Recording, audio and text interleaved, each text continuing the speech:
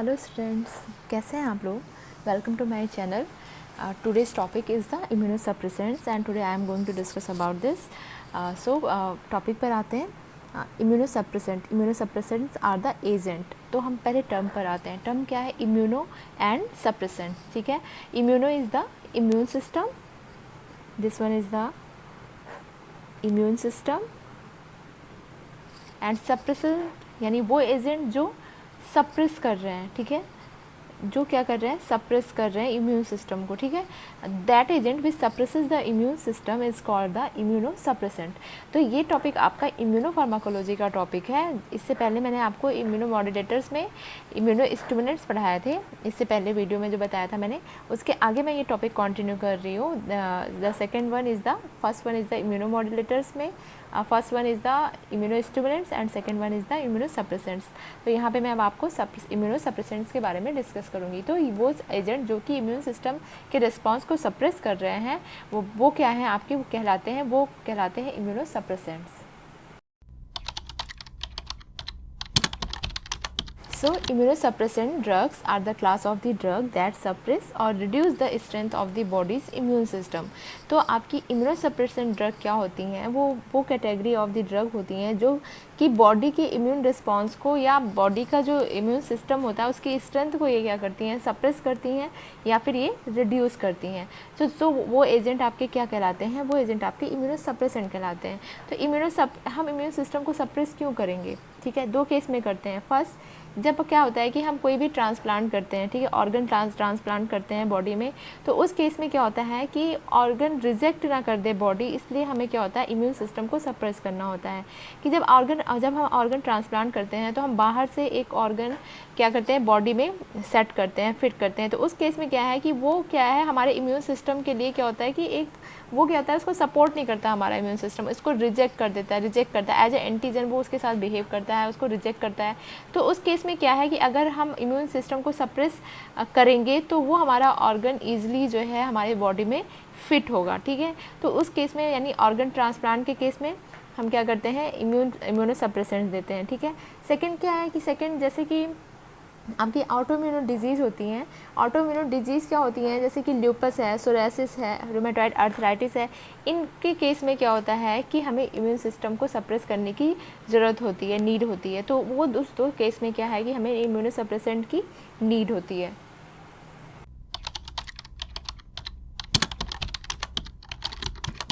So next point क्या कह रहा है कि some of these drugs are use to make the bodies less likely to reject are transplanted organs such as a liver, heart और kidney.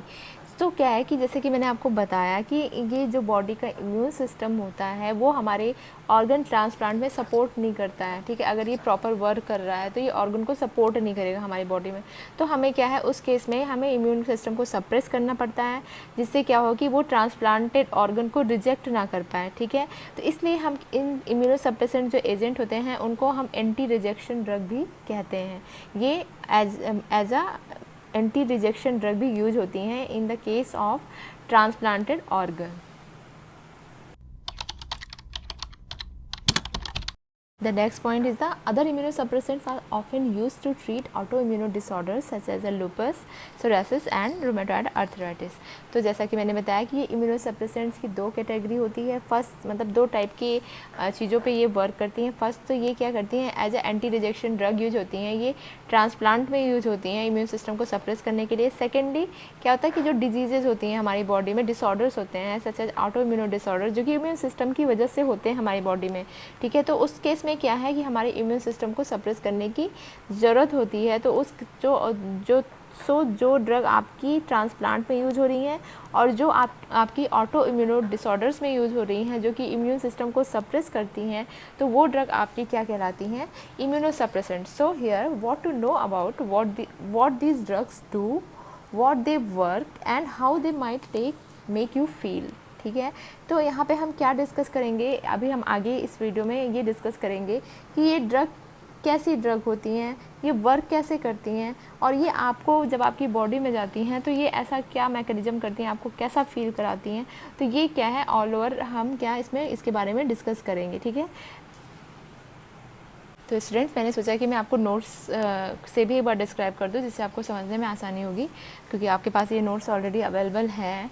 तो यहाँ पे क्या मैंने आपको जो नोट्स प्रोवाइड किए हैं, according to this note, these are the drugs which inhibit cellular और ह्यूमोरल और बोथ इम्यून रिस्पॉन्स, यानी कि ओवरऑल क्या है कि आपको पता है कि इम्यून सिस्टम दो टाइप से वर्क करते हैं, सेलुलर इम्यूनिटी होती है, ह्यूमोरल इम्यूनिटी होती है।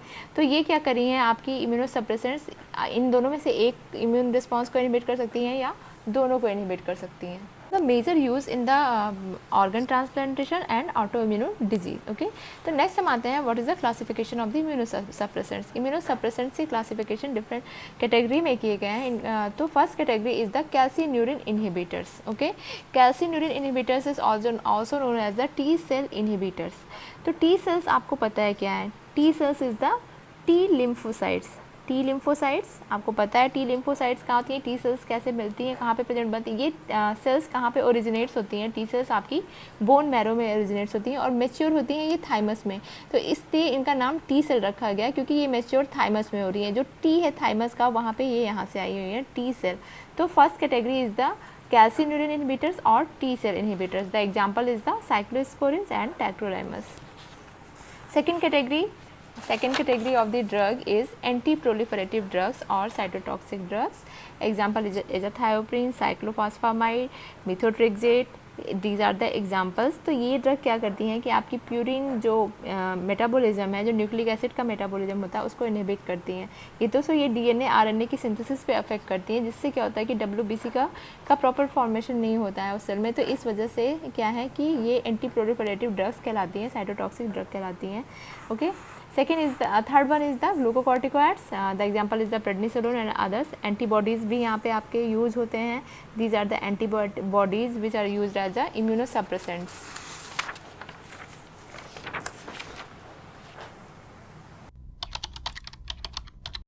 Now I am going to discuss about the first category. First category is the calcineurin inhibitors. Calcineurin inhibitors is also known as the T cell inhibitors. So the example in this category is the cyclosporins. तो अभी हम क्या यहाँ पे discuss करेंगे कि कैल्सिन्यूरिन का normal, पहले तो आपको ये पता होना चाहिए कि कैल्सिन्यूरिन क्या होता है, कैल्सिन्यूरिन का बॉडी में कैसे क्या वर्क होता है, ये कैसे वर्क करता है। ठीक है, तो ये आपके टी सेल्स से कैसे अटैच्ड है, कैसे इसको इनहिबिट करने से टी सेल्स का जो है फंक्शन इनहिबिट हो रहा है। तो आपको सबसे पहले क्या है कि यहाँ पे ये जानना पड़ेगा कि कैल्सिन्यूरिन होता क्या है। ठीक है, कैल्सिन्यूरिन का टी सेल से एसोसिएशन क्या है, वो टी सेल्स के फंक्शन को कैसे अफेक्ट करता है। ठीक है, उसके बाद हम डिस्कस करेंगे कि कैल्सिन्यूरिन इनहिबिटर्स क्या होते हैं। ठीक है,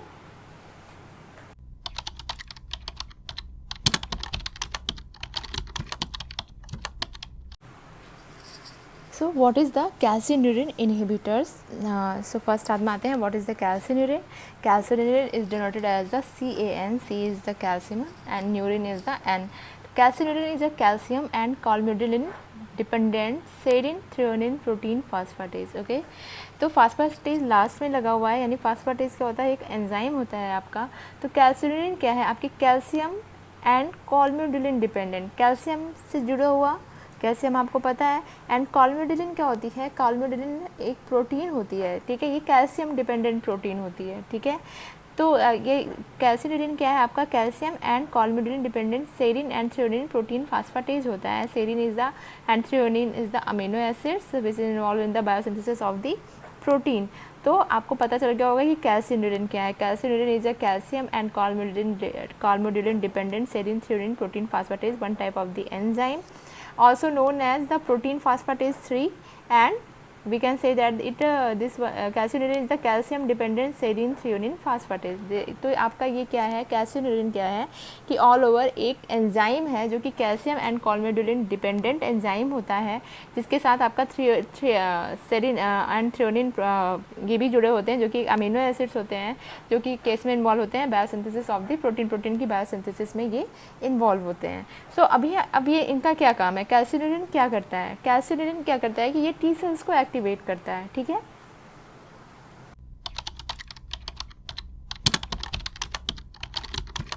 after the activation of the T cells, what T cells do, T cells produces the dephosphorylation of the nuclear factor of activated T cell cytoplasmic. This is also known as the short form of this is NF8TC.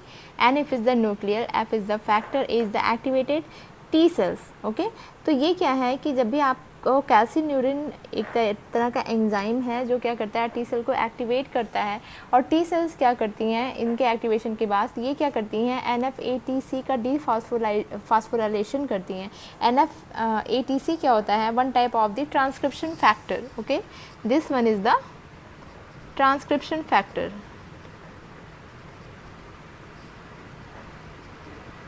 Okay, after the dephosphorylation of the NF8TC, it activates the NF8TC.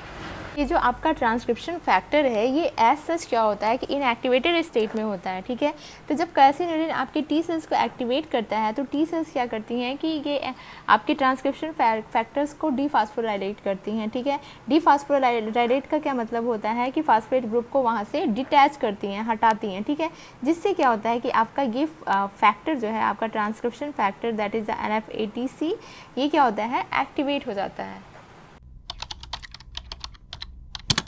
After the activation of the transcription factor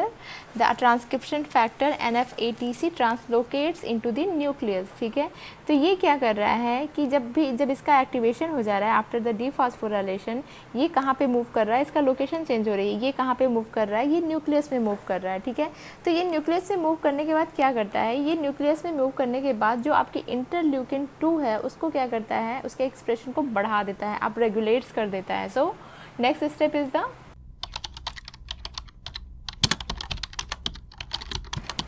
after the translocation of the NF8TC into the nucleus, it upregulates the expression of the interleukin 2. ठीक है, upregulates का क्या मतलब होता है, process of increasing the response, यानी कि जो आपके इंटरल्यूकिन 2 का रिस्पॉन्स है उसको क्या कर रहा है कि NF8TC और बढ़ा दे रहा है. ठीक है, और इंटरल्यूकिन क्या करता है, इंटरल्यूकिन क्या करता है कि ये interleukin stimulates the growth and differentiation of the T cells.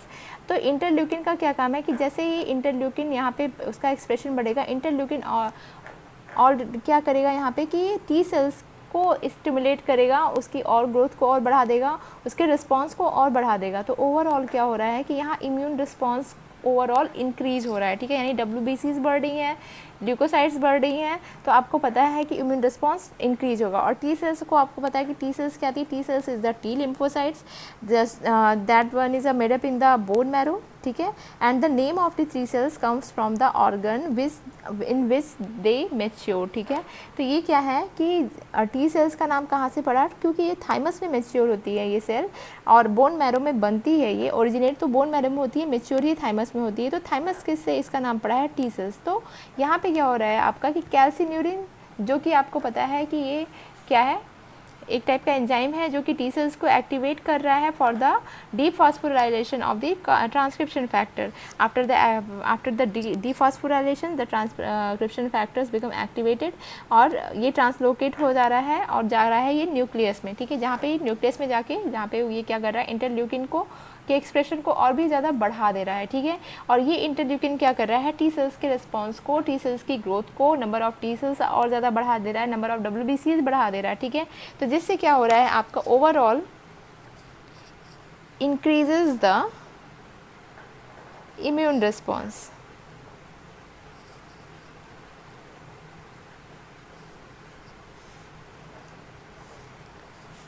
तो आपको अभी समझ में आ गया होगा कि कैल्सिन्यूरिन क्या होता है, नॉर्मली कैल्सिन्यूरिन का क्या रोल होता है, और इसको टी सेल्स इनहिबिटर क्यों कहते हैं, क्योंकि ये कैल्सिन्यूरिन को टी सेल्स से कहाँ से हम रेगुलेट कर रहे हैं, कहाँ से हम एसोसिएट कर रहे हैं कैल्सिन्यूरिन को.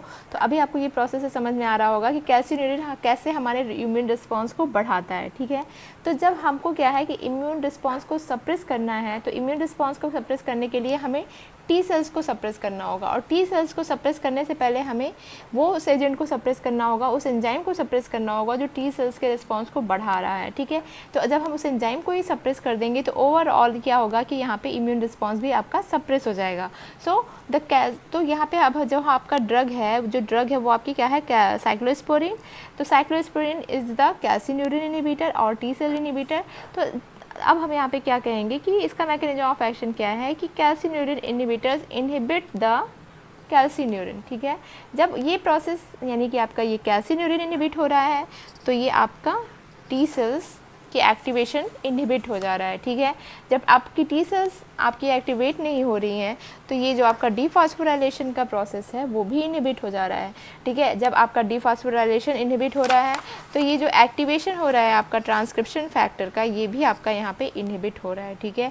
जब आपका ये एक्टिवेट ही नहीं होगा ट्रांसक्रिप्शन फैक्टर तो ये ट्रांसलोकेट भी नहीं होगा, यानी कि ये प्रोसेस भी आपका यहाँ पे इनहिबिट हो रहा है, ठीक है। और फिर क्या हो रहा है नेक्स्ट स्टेप में, जो आपका इंटरल्यूकिन का अपरेगुलेशन हो रहा था, एक्सप्रेशन बढ़ रहा था, वो प्रोसेस भी इनहिबिट हो रहा है। तो जब आपका इंटरल्यूकिन नहीं बनेगा तो आपकी ये टी सेल्स की ग्रोथ नहीं होगी, ये स्टिमुलेट नहीं होंगी, ये नंबर्स अपना नहीं बढ़ाएंगी, तो ये प्रोसेस भी आपका इनहिबिट हो रहा है। तो ओवरऑल फिर आपका क्या हो रहा है यहाँ पे, इम्यून रिस्पॉन्स डिक्रीज़ हो जा रहा है, ठीक है। यानी कि आपके कैल्सिन्यूरिन का रोल क्या था, इम्यून रिस्पॉन्स को इंक्रीज़ करना, ठीक है। जब कैल्सिन्यूरिन इनहिबिटर्स हमने दिया तो इन्होंने इम्यून रिस्पॉन्स को डिक्रीज़ कर दिया। तो इसलिए ये आपकी जो ड्रग है इस कैटेगरी की, वो किस कैटेगरी में आ रही है, इम्यूनोसप्रेसेंट्स में आ रही है। और इम्यूनोसप्रेसेंट्स क्या करते हैं, इम्यून रिस्पॉन्स को डिक्रीज़ करते हैं।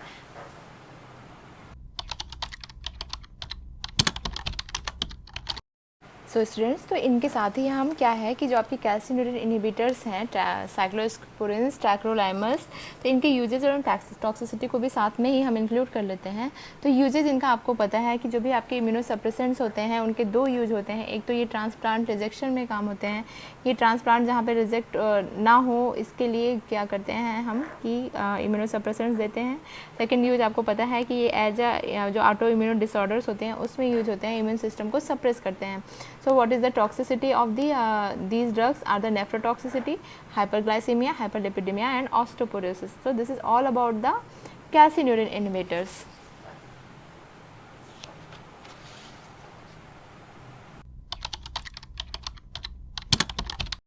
So the next category of the immunosuppressants is the anti-proliferative drugs.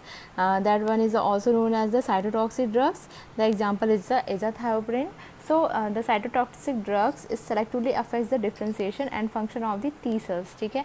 यहाँ पे भी क्या हो रहा है, T cells का फंक्शन अफेक्ट हो रहा है, बट जो पाथवे है वो डिफरेंट है, ठीक है। यहाँ पे जो आपकी ड्रग है वो आपको पता है कि एजाथायोप्रिन है। एजाथायोप्रिन मेटाबोलाइज टू 6 मरकैप्टोप्यूरिन, ठीक है। ये मेटाबोलाइज होकर किस में कन्वर्ट होती है, 6 मरकैप्टोप्यूरिन में कन्वर्ट होती है। तो इसका मैकेनिज्म ऑफ एक्शन आपका बहुत ही सिंपल है, क्योंकि ये प्यूरिन सिंथेसिस को इनहिबिट करती हैं, तो यानी कि ये क्या कर रही हैं कि इंटरफेयर कर रही है न्यूक्लिक एसिड मेटाबॉलिज्म में, और जिससे क्या हो रहा है कि आपका सेलुलर और ह्यूमरल रिस्पांस भी इनहिबिट हो रहा है, ठीक है।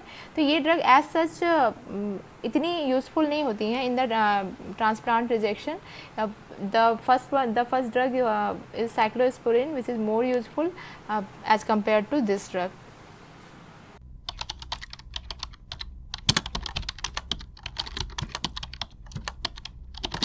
So the azathioprine metabolize to the 6 mercaptopurine. The mechanism of action is the very simple.